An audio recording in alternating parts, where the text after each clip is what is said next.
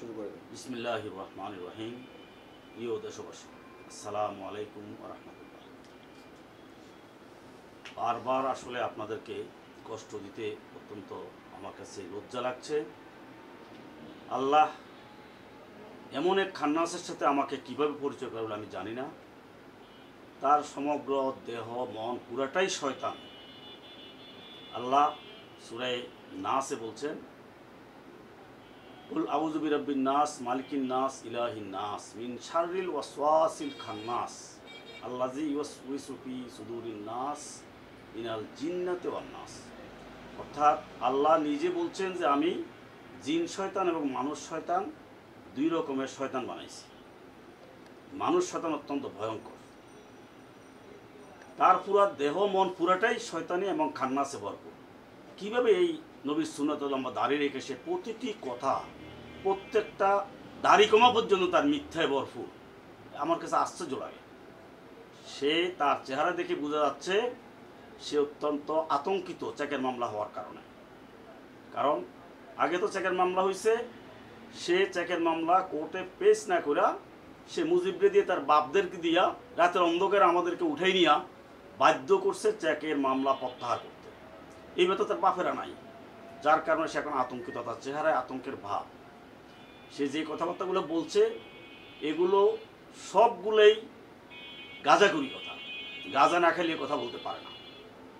আমি তাকে যে কয়েকটা প্রশ্ন করেছি, কয়েকটা চ্যালেঞ্জ দিয়েছি আর আমার প্রস্তাব দিয়েছি, তিনটে আমার যে লাইফটা গত প্রশ্নের মধ্যে আমার 1 নম্বর প্রশ্ন ছিল তার লেখাপড়া, তার সাথে তার ভাইয়েরা এবং ওই আরও যে লেসপেন্সে যে কয়েকজন আছে তাদের লেখাপড়া।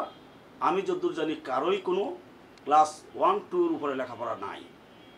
তো এই গণ্ডমূর্খ সবগুলোকে যুব্বা পড়াই আসে মানুষকে ধোকা দেওয়ার জন্য, এদেরকে যুব্বা পড়াইছে। এরা এখনও রাতে অন্ধকারে চুরি ডাকাতি সব কিছু করে। আর তার গডফাদার হলো সে নিজে। তার সার্টিফিকেটটা আমার জানা দরকার এই জন্য যে সে সব জায়গায় বলি বেড়ায়, সে অনেক বড় শিক্ষিত, কিন্তু আমার জানা মতো তারও কোনো সার্টিফিকেট নাই। কারণ আপনাদেরকে আমি ডকুমেন্টারি, তার তো সব মিথ্যা, ডকুমেন্টারি বলছি। সমবায় অধিদপ্তরে আমাদের আইডিয়াল কোঅপারেটিভের প্রথম কমিটিটা আপনারা নেন, আপনাদেরকে আমি দেখাই দিচ্ছি। সেখানে দেখেন তার নাম ছিল হুমায়ুন কবির মজুমদার, কিন্তু তার এনআইডিতে হলো আলমগীর কবির মজুমদার। এতে ওই হুমায়ুন কবির মজুমদারের কোনো সার্টিফিকেট চুরি করে সে হয়তো ওখানে বলছে, কিন্তু আসলে তার আদৌ ইউনিয়ন পরিষদ নির্বাচনে কি সার্টিফিকেট জমা দেওয়া লাগে? সুতরাং সে এখানে যে মিথ্যার আশ্রয় নিয়েছে এটা বাস্তব। তার কোনো লেখাপড়া নাই, সার্টিফিকেট প্রয়োজনে চ্যালেঞ্জ করে সেটা প্রদর্শন করতে তার সমস্যা কোথায়? আমি তো আলার মতো ঢাকা বিশ্ববিদ্যালয়, মাদ্রাসা আলিয়া সবগুলো সার্টিফিকেট আমার আছে, দুনিয়া সবাই জানে, তার তো এগুলো নাই। এই জন্য তার সাথে কথা বলতে লজ্জা লাগে, তার মতো লোকের সাথে কথা বলতে। আপনারা জানেন 11 সালে নির্বাচনের পূর্বে সে বারবার বলছে আমি ফেল করছি, 3 সালে আমার কেন্দ্রও ফেল করছি, হেতে পাস করছে। আরে বেটা, এলাকাবাসী সবাই জানে 2003 আর 2011 এক নয়। 2011 ICL এর কারণে, জাতীয় পার্টির কেন্দ্রীয় প্রেসিডিয়াম ভাইস চেয়ারম্যানের কারণে তখন আমার জনপ্রিয়তা তুঙ্গে ছিল। 2003 সালে আমাকে অনেকে আমার গ্রামের লোকও চিনত না। তারপরেও সেখানে যে গণজোয়ার ছিল, কী ষড়যন্ত্র করে আমাকে ফেল করানো হয়েছে সবাই জানেন। আমি বেশি কথা বলবো না, 2-1টি কথা। যে প্রশ্নগুলো করেছি কোনো জবাব সে দেয়নি। দ্বিতীয় প্রশ্ন ছিল আমার, সে কি ব্যবসা করে, তার ইনকাম সোর্স কি, সেই লাইসেন্সটা দেখাইতে বলছিলাম। এবং তার NBR এর ফাইলে শো করা আছে কিনা তার 26টা অ্যাকাউন্টে যেখানে 15,000 কোটি টাকার উপরে লেনদেন হয়েছে, এই টাকার উৎস কোথায়, সেগুলো কিন্তু সে কোনো টাচ করে না, জবাবে দেয় নাই। সে ওই শিবের গীত গাইতে গিয়ে বলছে আমি বলছি আমার বক্তব্যে আমার আমানত 700 কোটি টাকা তার কাছে রেকর্ড আছে। হ্যাঁ, ওই রেকর্ডটা আমার কাছেও আছে, 700 না আরও কম, 700 থেকে কম। তুই দেখ বইটা, তুই তো 2-2-4 যোগ করতে জানোস না। ঢাকা এবং কুমিল্লার 2টা কোঅপারেটিভ, আমি ঢাকার কোঅপারেটিভের MD, আমি আমার ঢাকারটা হিসেবে দিছি প্রায় 700 কোটি বলছি, কিন্তু 700 না, 678 কোটি। তোর বইটা তুই লয় দেখ। আর কুমিল্লা সমিতির 171 কোটি, সেটা MD চেয়ারম্যান আলাদা, সেটার হিসাবটা আমরা দিব কেন, সেটা যা সমিতি সে দিবে। আর গোপন করার তো কিছু নাই। তা বুঝলাম দুটোটা মিলেয়া 71 কোটি বা সামথিং এরকম। কিন্তু তুই যে এটা কথাটা কেন আসছে, তোর মতো কাউকে আমার হিসাব দেওয়ার দরকার নাই তো। আমি তো আমার সমিতির অথরিটি আছে, অথরিটির কাছে সব হিসাব আছে, অধিদপ্তরের সব হিসাব আছে। এটা বলা হয়েছে তুই যে আগে লাইভে বলছো হাজার হাজার হাজার হাজার কোটি টাকা আমি ফেলা গেছি, এই জন্য বলছি। এটা টোটাল ডিপোজিটটা তোর হিসাবে যদি 900 কোটি টাকা ধরস, 971 কোটি টাকা ধরস, তাহলে তো হাজার হাজার হয় না। আমি বলছি 2001 থেকে 2012 সাল পর্যন্ত আমাদের রেকর্ড আছে, আমরা 600 কোটি টাকার উপর শুধু লাভ দিয়েছি।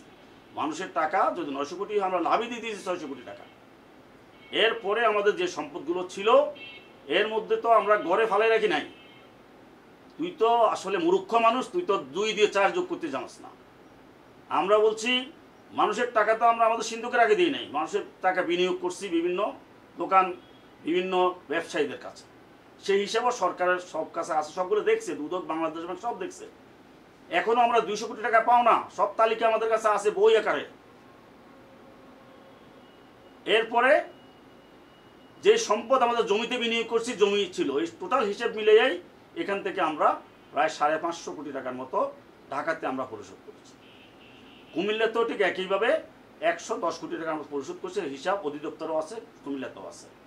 তুই যে বললি টোটাল টাকা যদি 900 কোটি হয়, মানুষকে দিলাম 600 কোটি টাকা আমরা লাভ দিলাম, আমাদের স্টাফ চালাইছি, অনেক খরচ আছে, সব বাদ দিয়া তারপরও আমরা প্রায় 80% মানুষকে দিছি। সেই রেটটা তুই যেটা বুঝেছস সেটা তোর কাছে হিসাব দেওয়ার বিষয় না। আমরা অধিদপ্তর থেকে ওই রেটটা করে দিয়েছে, বইটা এখনো আছে আমাদের কাছে, অধিদপ্তরের ডিজি কর্তৃক স্বাক্ষরিত রেটটা তারাই করছে। কারণ আমার সম্পদ আছে 10 টাকা, পাওনা 20 টাকা, সমিতির মালিক সদস্যরা, এখানে লাভ লোকসানের ভিত্তিতে হিসাব। সুতরাং এখানে কোনো টাকা দুর্নীতি করে যদি আমি আত্মসাৎ করে থেকে হিসাব সরকার গত 12 বছরে বের করতে পারে না কোনো অথরিটি। তোর বাপ মুজিবুল হক সংসদে দাঁড়াইয়া বলছে পুনরায় তদন্তের জন্য, ওই দিন আমি বলছি বই আমাদের কাছে আছে, সেই সংসদ কর্তৃক আবার তদন্ত হয়েছে 14 সালে। সেই তদন্তেও আমাদের টোটাল হিসাবটাই অ্যাকচুয়াল পাওয়া গেছে অধিদপ্তর থেকে, সেইটা আমরা বই আকারে প্রকাশ করেছি। কুকুরের বাচ্চা, মিথ্যা বলার একটা সীমা থাকে। মানুষের জন্ম হলে তুই এই সমস্ত মিথ্যা কথা বলতি না। আমি তো বারবার চ্যালেঞ্জ করছি। আজকে যারা টাকা আত্মসাৎ করছে, সরকার প্রত্যেকের হিসাব তো বের করে জানাচ্ছে পাবলিককে। তুই বল, সরকারকে এখন বল যে ওনার হিসাবটা অধিদপ্তর আছে, সব আছে, বাংলাদেশ ব্যাংক, হিসাবটা জাতির কাছে জানাই দেখ। তুই মুখে বললে হবে? এরপরে তুই বলছস তোর কাছে রেকর্ড আছে আমার যে চুরি করছি, এরকম একটা সমবায় অধিদপ্তরের রিপোর্ট তোর কাছে আছে। ওই রিপোর্টটা ছাপাইয়ে দে, সাহস থেকে ছাপাইয়ে দে। আমি ওই রিপোর্টটাই আমি আগামী সব ছাপাই দেবো। সেই রিপোর্টটাকে চুরি করতে বলা হয়েছে? সেই রিপোর্টটা সমবায় আইন তো তুই বুঝোস না, তুই তো জীবনে আইনের ধারে কাছে যাস নাই। সমবায় আইনের আলোকে 2012-13 সালে আমরা 400 কোটি টাকার জমি তোর হাতেই, রেজাউলের হাতে আমরা বিক্রি করছি মাত্র 70 থেকে 80 কোটি টাকা। এই যে নষ্ট হয়েছে, লস হয়েছে, এই লসটা সমবায় আইন অনুসারে যখন যে কমিটি থাকে, সে কমিটির প্রত্যেক সদস্যকে অ্যাসেসমেন্ট করে দেওয়া হয়। ওই তোর কাছে এটা হিসাব দেয়, চুরি করছে, ডাকাতি করছে, আত্মসাৎ করতে লেখা নাই। সেখানে বলা হয়েছে ওই এত টাকা লস হয়েছে, ওই সনে ওই লসটা সবার ভাগে ভাগ করে দেওয়া হয়েছে। এর পরবর্তীতে আমরা যখন ব্যাখ্যা দিয়েছি যে এটা তো কেউ আত্মসাৎ করে না, কয় না আত্মসাৎ করে নাই, তারপর সেখানে এটা মাফ করে দেওয়া হয়েছে। এটাও তো আজকে প্রায় 7 বছর আগের রিপোর্ট। 7 বছরে কি অধিদপ্তর ঘুমাইছে?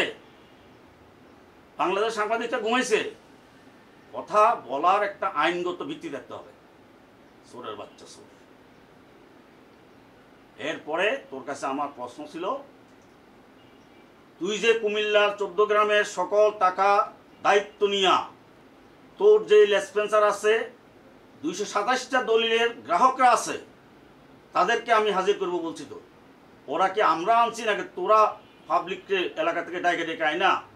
তাদের রিসিপ্টগুলো দিয়ে আমাদের ফাইল বানিয়ে দিচ্ছিস, আমরা দলিল সই করে দিচ্ছি। তো সেখানে যে রিসিপ্টগুলো যে সম্পূর্ণ 10 নম্বর তোর বানানো, আমাদের প্রশ্ন তো সেখানে, তুই প্রমাণ কর। তুই বলছ চেকের স্বাক্ষর তোর না, চেকের ওই যে ডিড এগ্রিমেন্টের স্বাক্ষরটা তোর না, বাস। তো তুই আদালত পেশ কর। দুইবারে কেন তুই আদালত পেশ না করে তুই ভিন্ন পদে আমাদেরকে অ্যারেস্ট করে আমাদেরকে বাধ্য করছ তোর বাপকে দিয়া, তোর দাদাকে দিয়া চেকগুলো উদ্ধার করে নিতে? তুই জানোস যে চেকগুলো, তোর চেকগুলো আমার কাছে আছে, তুই দাড়িটা ধইরা টুপিটা মাথায় দিয়া কোরআনটা মাথায় দিয়ে তুই বল এই চেকগুলো নেওয়ার জন্যই তুই বারবার আক্রমণ করতেছিস এবং তুই মামলাগুলো উঠে যাস না। সর্বশেষ গত 3 মাস থেকে তুই দরবার করতেছিস, আমার কাছে তোর বাইরে পাঠাইছস। সে আমাকে বলছে সুস্থ প্রস্তাব আমি লিখে দিছি যে 18 সালে কোর্টে আছে আপোষনামা, কোর্ট থেকে উঠা, মুখে কথা না, কোর্টে আছে। সেখানে বলা আছে দ্বিতীয় পক্ষ আলমগীর কবির মজুমদার কর্তৃক দায়েরকৃত এই 64টা মামলা নাম্বার সহ দেওয়া আছে, এগুলা 1 মাসের মধ্যে তার দায়িত্বে সে প্রত্যাহার করবে। 21 সালের একইভাবে 39টা মামলা নাম্বার দিয়ে বলা আছে এগুলো দ্বিতীয় পক্ষ কর্তৃক দায়েরকৃত মামলা 1 মাসের মধ্যে প্রত্যাহার করবে। আজকে 5 বছর, 21 সালের পরে 5 বছর চলে যাচ্ছে, তুই একটি মামলা প্রত্যাহার করছ নাই। আর তুই বলতেছস পাবলিক মামলা করছিস। প্রতিষ্ঠান বন্ধ হয়েছে 13 সালে, 13 সাল থেকে 18 সাল পর্যন্ত পাবলিক একটা মামলা করলো না। 18 সালের পরে তুই নিজে কোর্ট দায়ে স্বীকার দিছস যে এই মামলাগুলো আমি করছি। তোর হাতে স্বাক্ষরিত আপোষনামা জমা আছে কোর্টে। আর যাদেরকে যে মামলা করছে তারা 14 গ্রাম কুমিল্লার যারা, তাদেরকে তুই লাইভে নিয়ে আস, দেখা। তোর গ্রামে সেলিম আছে, একদম সেলিমের জিজ্ঞেস কর, সেলিম নিজে জানে কিনা, তার থেকে স্বাক্ষর নিছস। সেটা আমাদের বলছে যে আমার থেকে স্বাক্ষর নিছে, কি জন্য আমরা তাও জানি না। মিথ্যার কা সীমা থাকে। তুই কোরআনটা মাথা নিয়ে বল এই মামলা তুই করাস নাই। 18 সালে একবার আমার ওয়াইফকে জেলে নিয়ে মামলা করছস, আবার 21 সালে একবার। এর বাইরে কোনো মামলা তো আমার নাই। আর ইতিমধ্যে 5 আগস্টের পর তুই আবার করছস অনেকগুলো মামলা। তোর উদ্দেশ্য একটাই, তোর ওই যে চুরি করছস, চুরিটা আমি এলাকায় গেলে পাবলিক যখন আমার সামনে আসবে ডকুমেন্টারি প্রমাণিত হবে, এই ভয়ে তুই এত রকমের আনসান করতেছিস। এইসব শয়তানি বন্ধ কর, আইনের কাছে আত্মসমর্পণ কর। কোর্টে পেশ করে কোর্টে যদি এই চেকগুলো ফলস প্রমাণিত হয়, এই চেকের আমার বিরুদ্ধে রায় হয়, আমি মেনে নেব। কোর্টে যাবি না তো, তুই কখনো যাস নাই, যাবি না। তখন তোর বাপ ছিল, দাদা ছিল, তাদেরকে নিয়ে আমাকে অ্যারেস্ট করাইয়া আমাকে চেকগুলো নিতে বাধ্য করছিস। এখন তো নতুন করে বাপ যদি থাকে তাদেরকে নিয়ে যা, সমস্যা নাই তো, ওপেন আছে না। এখনো তোর কোনো বাপের যদি আবার আমাদেরকে অ্যারেস্ট করাইয়া তুই আবার নিতে চাচ্ছিস, সেটা আর হবে না ইনশাল্লাহ, সেটা হবে না, হবে না। কারণ আল্লাহ 12 বছর তোর অনেক ষড়যন্ত্রকে আল্লাহ হেফাজত করছে। এরকম একটা পরিবেশ চাইছিলাম, আল্লাহ পরিবেশ দিয়েছে। যত ষড়যন্ত্র যাক, তোর থেকে টাকা খাওয়ার জন্য তোর বাপেরা তোরে এইভাবে কুবুদ্ধি দিচ্ছে। এই সমস্ত কুবুদ্ধি না দূরে তুই আইনের কাছে যা। আমি তো আইনের কাছেই গেছি, আমি তো কারো কাছে বাইরে যাই না, কারো কাছে আমি আইনের কাছেই গেছি বারবার। আইনের কাছে না যাইয়া তুই কেন ভিন্ন পথে আমাদেরকে অ্যারেস্ট করায়, হয়রানি করে, আমার উপরে অকথ্য নির্যাতন করে ওই পথে গেলি কেন? সাহস থেকে ওইভাবে আস। আমার প্রশ্ন ছিল 2005 সালে সে আইসিএল থেকে বের হয়েছে, 2003 সালে 2 বছর সে দেশের কোথায় কোথায় লুকিয়েছিল, তা কেউ তাকে খুঁজে পায় নাই। 5 সালে এসে সে এলাকার কিছু লোকজনকে দিয়ে আরেকটা কোঅপারেটিভ করছিল, কনফিডেন্স কোঅপারেটিভ নামে। আর এটা প্রমাণের জন্য বেশি দূরে যাইতে হবে না, আপনাদেরকে ওই দিনই বলছি। আপনাদের আশেপাশেই আছে, 14 গ্রামবাসী চিনেন। মুন্সিয়াট গার্লস হাই স্কুলের হেডমাস্টার সাবেক এরশাদুল্লাহ মজুমদার, তাদের গ্রামের তোফাজ্জল মাস্টার, তারপর ডাক্তার ইসমাইল, ব্যাংক মান্নান এবং শাহিন, চেয়ারম্যান বসারের ছেলে শাহিন, এরা সহই করছিল, সেটা উদ্বোধন করছিল কাজটা। সেটা তুই বলস না কেন? তুই কোঅপারেটিভের আমার কথা বলস। তখন তো সরকারি আইনের কারণে বন্ধ হয় নাই, আমাদেরটা তো আইনের কারণে বন্ধ হয়েছে। তুই যে সব টাকা নিয়ে পালাই চলে গেছস, এটার মামলা এখনো যথাসম্ভব মামলাগুলা ওই অবস্থায় রয়ে গেছে, পেন্ডিং অবস্থায়। এখান থেকে পালাই গিয়ে চট্টগ্রামে আরেকটি কোঅপারেটিভ করলি তো চাস্তো ভাই রাজা মিয়াকে সহ। শাহিন মজুমদার খুঁজতে খুঁজতে তোকে চট্টগ্রাম গিয়ে তো রুমের ভিতরে ঘুষাইয়া তোর দাঁত ভেঙে ফেলছে। আমি ওই দিনে বলছি দান দান শহীদ হয়েছে, তো সেগুলো বললি না কেন?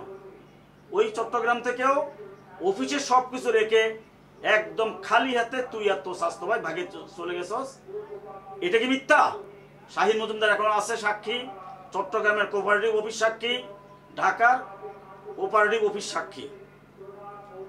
তুই কোঅপারেটিভের কথা বলতেছস, আমরা তো মানুষের কাছে হিসাব দিয়েছি, সরকার কাছে হিসাব দিয়েছি, তুই তো কোনো হিসাব ছাড়াই চলে গেছিস পালাইয়া। এরপরে তুই 2 বছর পালাইছিলি খুলনাতে মাটির দালালি করতি, মাটি কাটার দালালি, সেটাও সাক্ষী আছে আমাদের এলাকা। আমাদের কৃষ্ণপুরের মাটির সর্দার মতু ভাই, আমাদের বড় ভাই, ওনাকে দিয়া এই এলাকার বেশ কিছু মাটিটাল নিয়া খুলনাতে মাটির কাজ করছে, শুনছি ভাই দিবে। সেগুলো লুকেলি কেন? সেগুলো বলস না কেন? বল, এগুলো সম্পর্কে একটু ব্যাখ্যা দে, মানুষ জানো। তুই যে 2টা কোঅপারেটিভ থেকে কোটি কোটি টাকা নিয়া তুই পালাই গেছস, সেগুলো সাক্ষীর জন্য বাইরে যেতে হবে না, এলাকার লোকেরাই সাক্ষী আছে, ওদের কাছে এখন রিসিপ্টগুলো আছে। এবং আমি যতদূর জানি বাড্ডাতে ইতিমধ্যে তোর বিরুদ্ধে মানববন্ধনের জন্য হাজার হাজার লোক প্রস্তুতি নিচ্ছে, চট্টগ্রামও নিচ্ছে, অপেক্ষা কর। শিবের গীত গেয়ে লাভ নেই। আমি যে প্রস্তাবগুলো দিছি এখনো সুযোগ আছে, তুই এই প্রস্তাবের আলোকে মামলাগুলো শেষ করে তুই বসার সাহস থাকলে বস। মামলা করার এখন আরো সময় আছে 20 দিন 25 দিন, আমরা নোটিশ দিছি মাত্র। এর মধ্যে যদি তুই মামলা শেষ করে বসতে চাস, আমি আবার লাইভে বলছি বসবো, এবং একেবারে প্রয়োজনে ঢাকাতে রাজপথে বসবো, প্রয়োজনে 14 গ্রাম ইউনিসেফের সামনে ওই মাঠ আছে না, মাঠে হাজার হাজার লোক নিয়ে বসবো। এরপরে যা প্রমাণিত হয় সেটা তুইও মানবি, আমিও মানবি, এরকম স্বাক্ষর দিয়া তুই বসার জন্য তোর সুযোগ আছে, এখনো 20 দিন 25 দিন আছে মামলা হওয়ার। তার এই শয়তানির কথা আমি আর বেশি বলতে চাই না। এই কয়েকটি কথা বলেই আমি চিরদিনের জন্য তার মতো খান্নাসের ব্যাপারে কোনো লাইভে আর আসবো না। এতে যা খুশি তাই বকক, আমার কোনো আপত্তি নাই। আমি আইনের আশ্রয় নিয়েছি, আইনের মাধ্যমে যা হওয়ার হবে। আমার যে প্রশ্নগুলো ছিল, যে চ্যালেঞ্জগুলো ছিল, চ্যালেঞ্জটা আবারও করছি।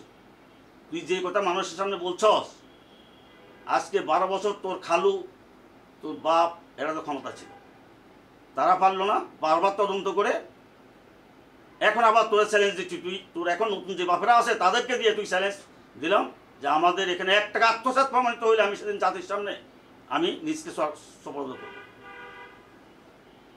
আর তুই যে কাগজ দেখাইছস সব অধিদপ্তরে, সেটা তুই একটা সাহস থাকলে সেটা বই আকারে ছাপাইয়া পাবলিকে দে, সেখানে কোথায় লেখা আছে আমরা আত্মসাৎ করছি। স্পষ্ট সম্ভব আইন বুঝোস না, দাড়ি কমা কিছুই জানাস না, মূর্খ পাগলা কুকুরের বাচ্চা। মানুষ কার কথা বিভ্রান্তি করবি? আমি তো এবার বলছি, এইবার তো শেষ না দেখে আমি ছাড়বো না।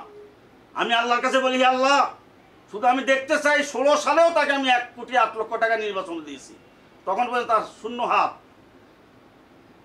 এরপরে কিভাবে সে আজকে হাজার হাজার কোটি টাকা, গাড়ি বাড়ি, তার ভাই বোন আত্মীয় স্বজন সবাই, এলাকার মাস্তানদেরকে টাকা, ওদের মন্ত্রীদেরকে টাকা, এখনো বর্তমান যারা আছে তাদেরকে টাকা দিয়ে তুই যে আত্মরক্ষার চেষ্টা করতে পারবি না ইনশাল্লাহ। হে আল্লাহ, আমি আল্লাহর কাছে সারাক্ষণ এটাই বলি, আমার জীবদ্দশায় যেন দেখে যেতে পারি তার মতো এই খান্নাস আবার আগের মতো ভিক্ষার জল নিয়ে হাঁটছে, তার সন্তানরা মানুষকে ভিক্ষার জল নিয়ে হাঁটছে, যেভাবে আজকে 12 বছর আমাকে কষ্ট দিয়েছে, আমার জীবনটাকে তছনছ করে দিয়েছে। হে আল্লাহ, তুমি তার বিচার যেন আমি দেখে যেতে পারি, সে পর্যন্ত আমাকে বাঁচায় রাখো।